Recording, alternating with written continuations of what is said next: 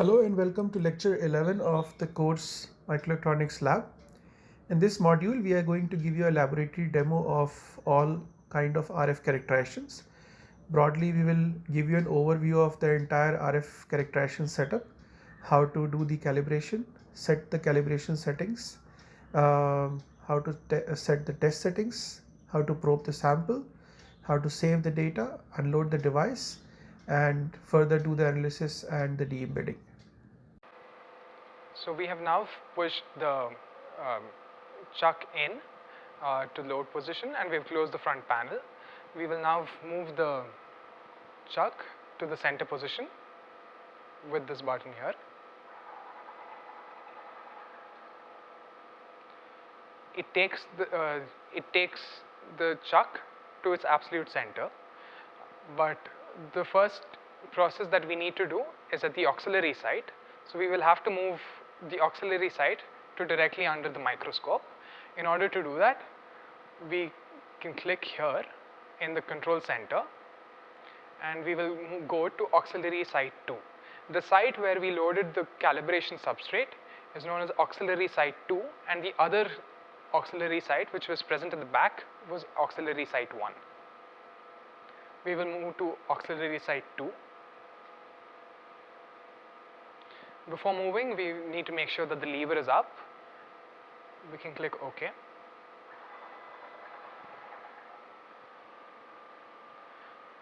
So the microscope is now directly above the auxiliary site 2, where the calibration substrate is present.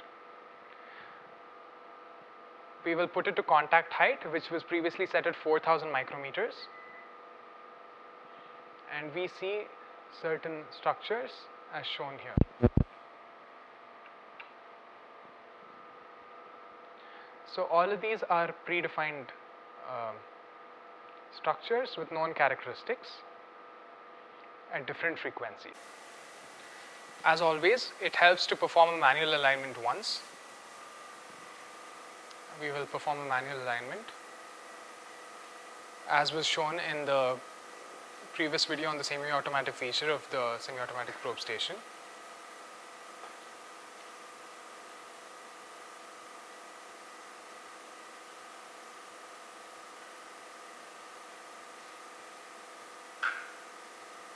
We are selecting 2 points that are meant to lie on the same line, so that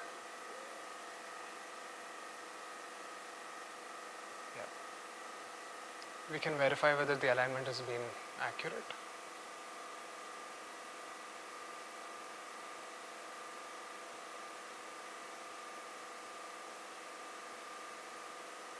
Yes.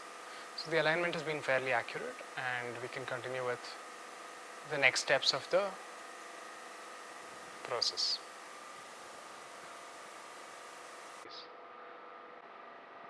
The next step is to get the probes closer to each other and within the view of the microscope.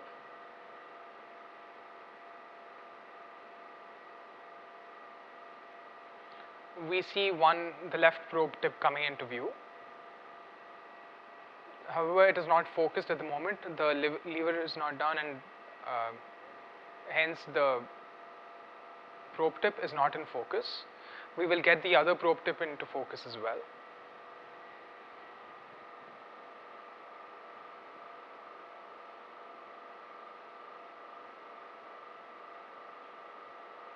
So now both the probe tips are right under the microscope. We can move the lever down to get both of them into focus and closer to the calibration substrate. We need to be careful while moving the lever down, so that we make sure that the probe tips do not touch anything unnecessarily. In the VNA tab, we see the following buttons. So here it has detected the VNA and is thus displaying the details after communicating with it. It says that the manufacturer is Agilent Technologies, showing the model number, the serial number, version, and so on. We may have to do a proper visa setup by specifying the IP address and the port number.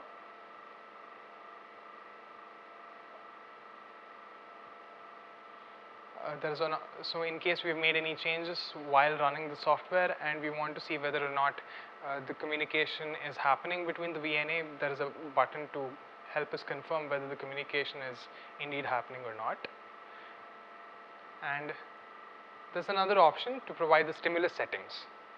So it basically tells the VNA the start frequency, the stop frequency, and the number of points in between that we want, the intermediate frequency bandwidth, and whether or not we want averaging, and if we do, how many number of averages do we take.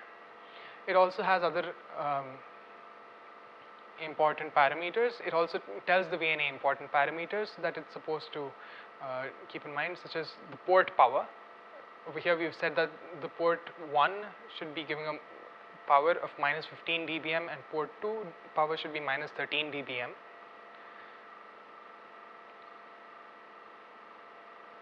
The system characteristic impedance is 50 ohms, and that is reflected here.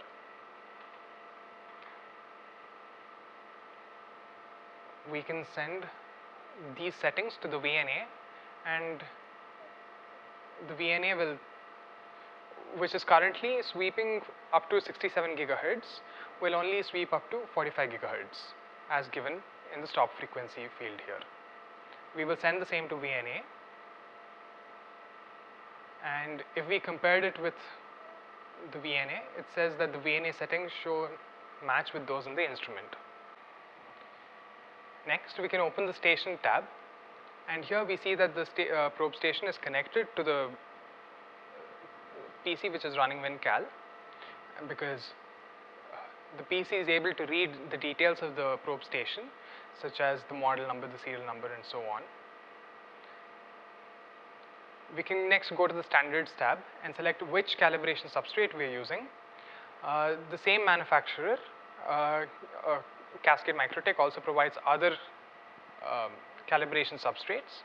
So depending on which calibration substrate we are using for the particular measurement and calibration, we can add the same and select the same. Since we are using the 101190C calibration substrate, we have selected the same. The next step is to choose the reference structure. So what serves as a reference point in the calibration substrate, we are selecting that.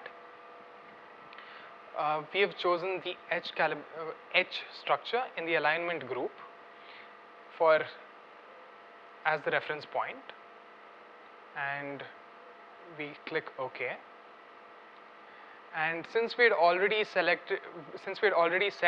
the reference structure to H on the screen, right under the microscope, we can record the current location. So whatever location has been recorded will be assigned to H. The next step in the system setup is to set the alignment and to make sure that the die is not tilted. We select align in this option here, and we will determine two structures A and B on the die, on the calibration substrate. So currently we have selected column 1 row A as for structure A, and for structure B we have selected column 5 row A. And amongst the three structures that form group A, we have selected the leftmost structure. Similarly, for group B, we have also selected the leftmost structure.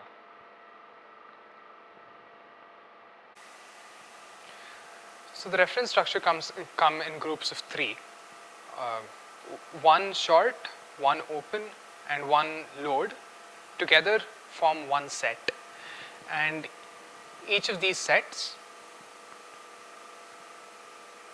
and we need one of these sets in order to perform calibration once. So we have marked one particular set as a well-functioning set, and the rest we have marked as bad. Not necessarily because they are bad, but just because we don't want to use it for this calibration. And in order to mark a certain set as good or bad, we just need to right click on it and we can mark the group as either good or as bad.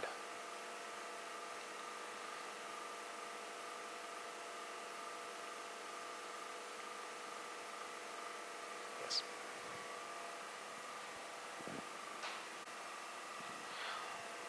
We will now record the coordinates of the chosen location as the coordinates of structure A. We will repeat the same for structure B as well, and then we will compute the angle.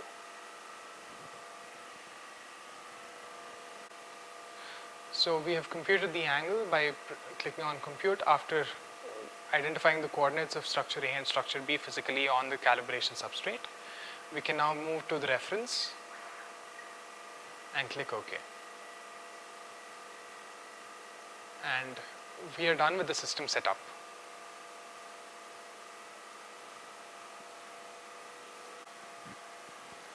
Again, from the main window of WinCal, we go to the third icon, which is for calibration, and we will perform some settings here.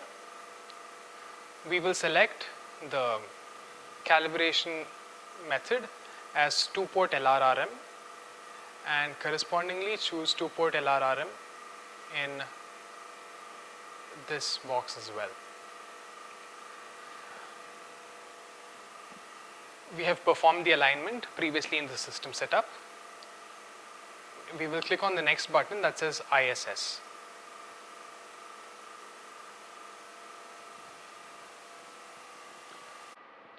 The structure that was supposed to be structure A, as selected on the WinCal software, we have moved directly to it in the calibration substrate.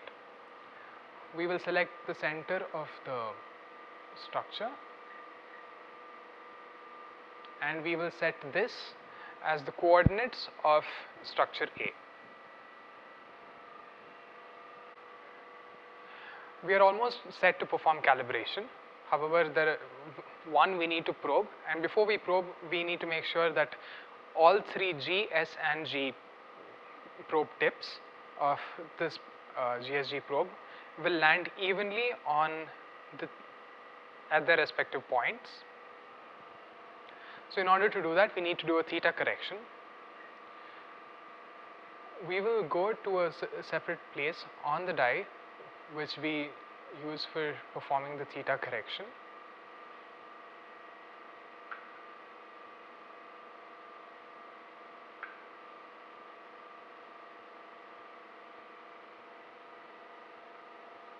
Has gone out of focus, we'll bring it to focus. So we select a good enough place in order to check whether G, S and G are applying equal pressure at their points of contact. So in order to do that, we will just probe it and the structure.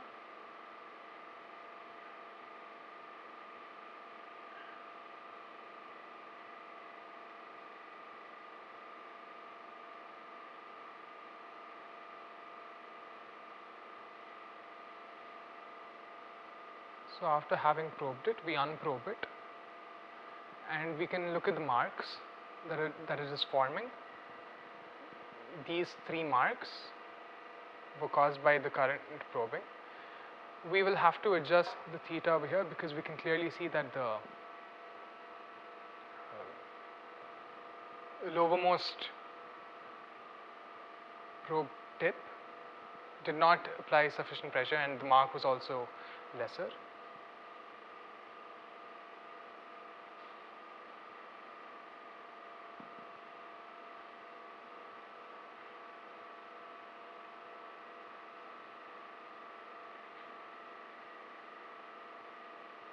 We will probe it once again in order to see the effect of the theta correction.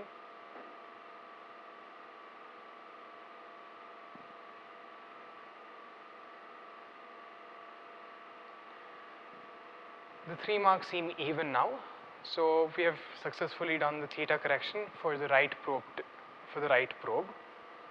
We will have to repeat the same for the left probe. After having performed the theta correction, we saw that the three pads, that is the G, S and G of each probe tip, were creating an equal scratch on the surface, on the metallic surface. So we know that it has now been theta aligned. We have moved back to the reference, and we will use this reference structure. The reference structure is that H for probing. Right now it is unprobed, and we will make use of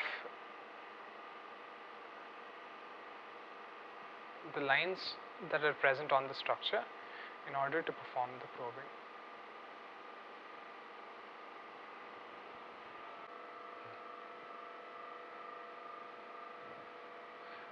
So we are now going to start automatic calibration.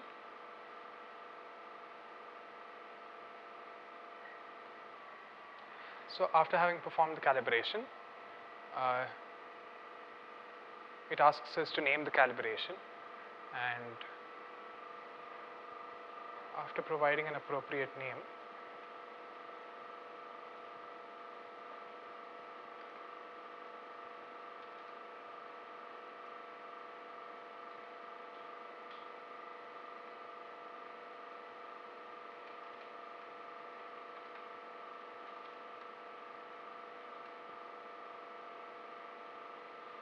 we click on OK, and it tells us whether the calibration has been successful or not.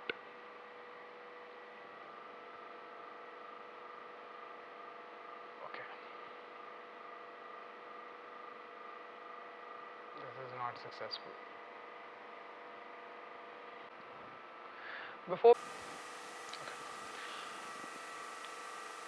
This is the display of the VNA. We're going to display the S parameters. At the moment, only the S11 parameter is being displayed. We will display the S12, S22 and the S21 parameters as well. In order to do that, we go to the trace or channel menu, go to trace and new trace. We select all, deselect S11 because S11 is already seen here, and click OK. So all four S parameters are displayed. We can also display a new window. We can also create a new window by going to Response, Display, Windows and New Window. And here too we can display the S parameters, except now in Smith chart format. So we select trace 5, format, Smith chart, trace 7, format, Smith chart, and for the other two as well.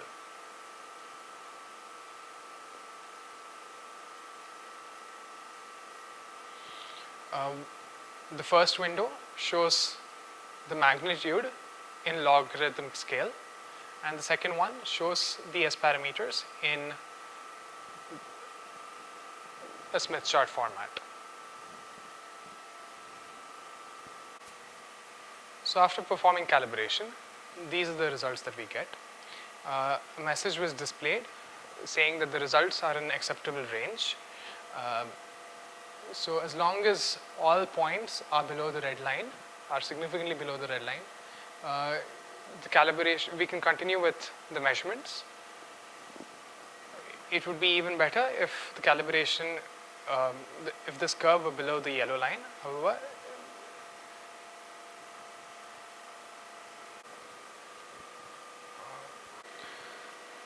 we can now unprobe the device since the calibration is done.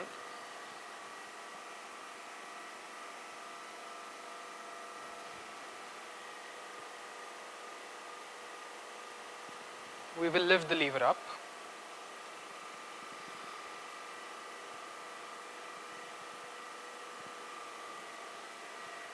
And we will now move to the chuck side from the auxiliary side.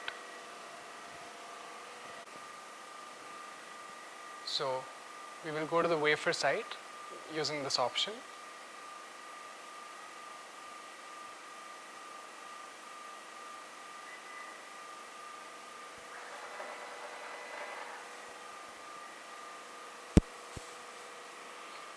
and we can move to separation height and contact height.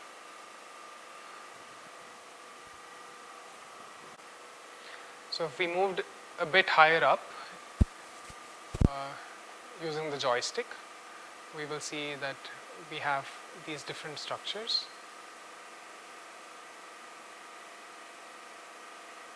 These different GSG structures.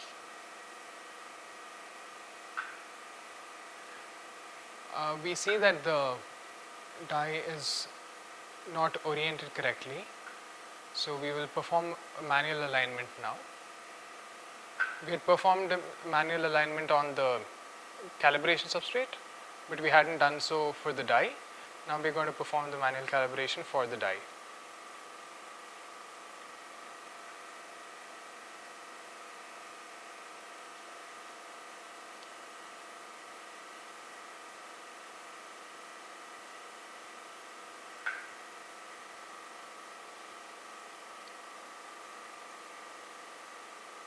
So now this wafer has been successfully aligned.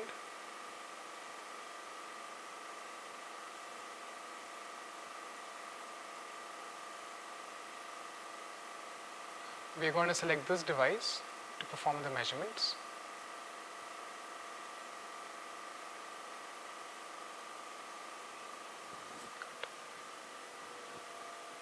After having set up the tests and set up the display of the VNA, we can now probe the device and perform the RF measurements.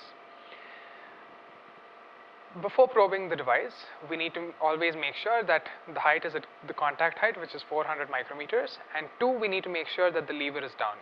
So unless it's at contact height and unless the lever is down, we should not go ahead and probe. We notice that the probe tips are significantly out of focus and the lever is up. So I'm now going to pull the lever down while making sure that the probe tips touch absolutely nothing.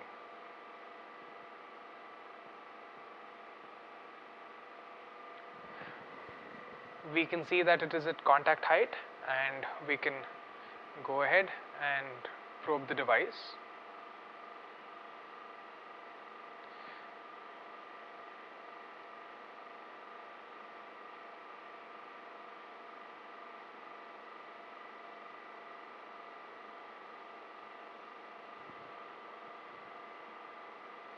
So we have probed the left probe. We're now going to land the right probe on the pads as well.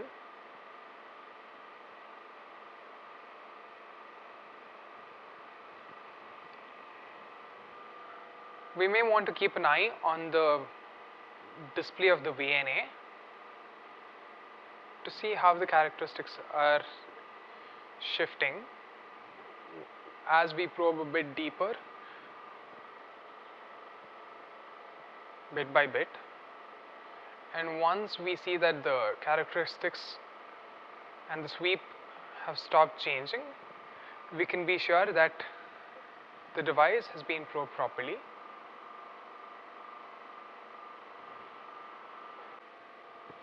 We will now run the IDVG test, which I had previously defined. We had defined the test in this configure mode. We can click on analysis here, and we can have a look at the data in real time as and when the measurement comes. When we click on run, it begins to populate. So we have the VG, the ID, and the VD, which were measured, and GM was inserted as a formula, the transconductance, and we have plotted the ID versus VG and also the GM versus VG. We can save this data and the graphs at any location that we desire.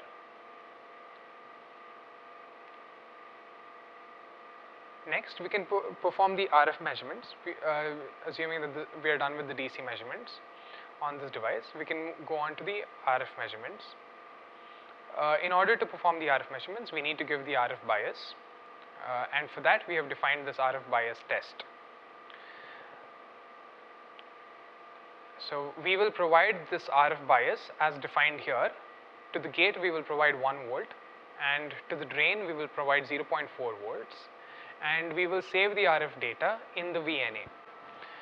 The VNA is continuously sweeping from the start frequency to the stop frequency and does not stop. It does it over multiple iterations for as long as the VNA is on. If at all at any point we want to stop the readings so that we can save it, we can click on hold. So we can go to the left bottom of the screen, and where it says continuous, we can left click it, and we can click on hold. So that way the updation on the screen stops. I am now going to run the test that was called RF bias and was defined on the 4200. When I click on start test over there, we can see what happens here in the RF characteristics. So once the RF characteristics has drifted and stabilized in response to the applied DC bias, we can hold and we can save the data in an S2P file format at the required location. It would be to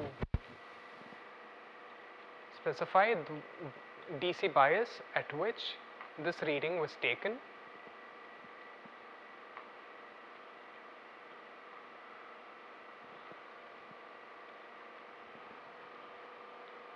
I have mentioned that this was taken at a VD of 0.4 and VG of 1.0, and I'm going to save the same. I'm going to save it in the S2P file format, which is also known as which is one of the touchstone file formats, and is supported across multiple languages such as Python, MATLAB, and also RF signal processing.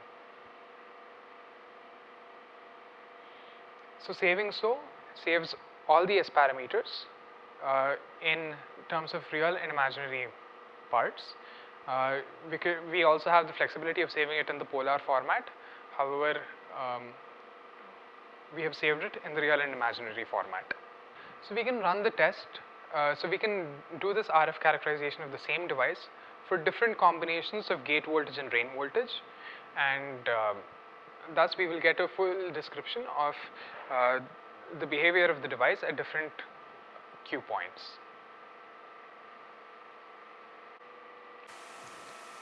We have set the measure ranges, the compliance, and all the other parameters that are required to perform these tests. Before we actually probe the device and perform RF measurements, we would like to define the tests that we're going to run on the device. So maybe we may want to perform a DC IDVG test on the device. So I have defined that here. We will also, during RF measurements, need to provide a DC bias in order to set the Q point of the device. And for that, I have defined another test. We can look at the parameters of the test. The IDVG, I am sweeping from -3 volts to 3 volts and setting the drain at about 0.4 volts. The drain is connected to SMU6 and the gate is connected to SMU1. And we may also perform, we can also set this to a voltage step, and we can probably move it, step it from whatever, in between whatever voltage range we wanted. But for now, we're going to do it with a voltage bias. And we're going to save it, and I will show even the RF bias. So SMU1 is being supplied 1 volt. However, SMU6, which is connected to the drain, is being stepped from about 0.4 to a 0.4 plus a very small value in even smaller steps, so that there is hardly any difference, so that it's almost like it is being held constant. So once we're done measuring the device for all the operating points, and once we're done measuring all the devices on the die, on a particular day, we can unprobe the device, and we can unload the sample, and we can store it safely. I'm now going to unprobe the device since we are done with our measurements for the day.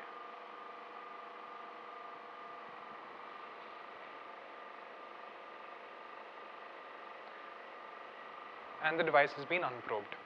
Now we can follow the same procedure as described in the previous video on the semi-automatic probe station in order to unload the sample safely and in order to shut down the measurements for the day.